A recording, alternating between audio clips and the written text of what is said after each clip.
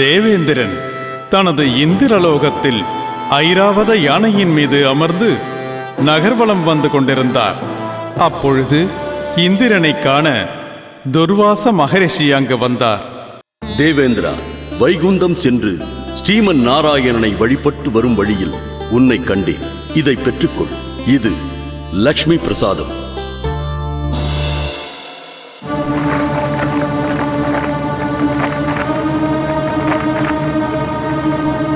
மதிகட்ட மூடனே, அதிகார மமதையாலும் செல்வ செருக்காலும் பகவானின் பூஜா புஷ்பங்களை உன் காலடியில் சேவகம் செய்யும் யானையின் அடியில் சிதைத்து விட்டாய். எந்த இளமையும் செல்வ செழுமையும் உன் கண்களை மறைத்ததோ அவை இந்த லோகத்தில் இருந்து விலகட்டும். உன் அழகு முகம் கோர சொரூபமாகட்டும். இந்திர பூமி ருத்ர பூமியாகட்டும்.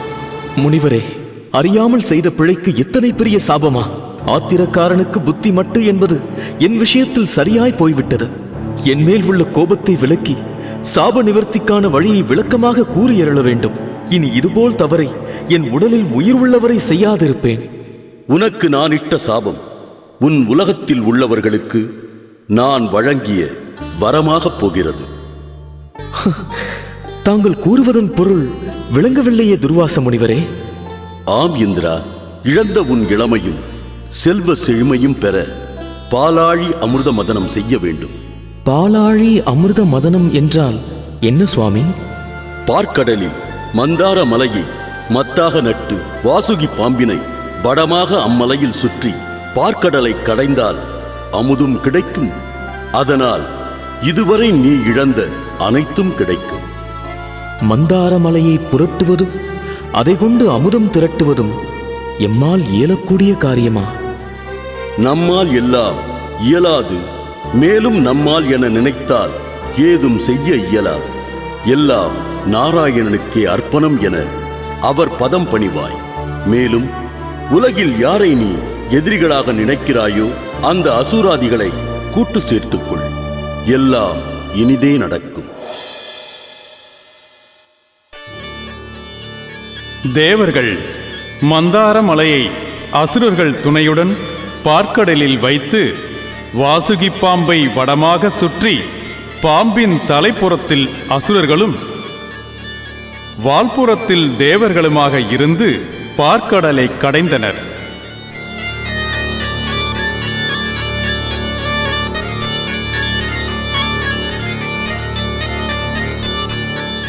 பாம்பு வலி தாங்க முடியாமல் நெளிய மந்தாரமலை நழுவத் துவங்கியது. என்ன இது சோதனை! வெண்ணெய் திரளும் நேரத்தில் தாழிவடைந்தால் ஏற்படும் சோதனை போல் கைகூடி வரும் நேரத்தில் மலை ஆழ்கடல் மணற்பரப்பில் சிக்கிக் கொண்டால் அமுதம் பெற இயலாதே. ஹே நாராயணா, சர்வ சம்ரக்ஷகா, பக்தஜன பரிபாலா, நீர்தான் இந்த சோதனையிலிருந்து காத்து நிலைகுலையும் மந்தார மலையை நிலைநிறுத்த வேண்டும். வருந்தாதே தேவேந்திரா, நான் இப்போதே கூர்ம அவதாரம் எடுத்து மலையை என் முதுகு ஓட்டில் தாங்கி நிலைநிறுத்துகிறேன்.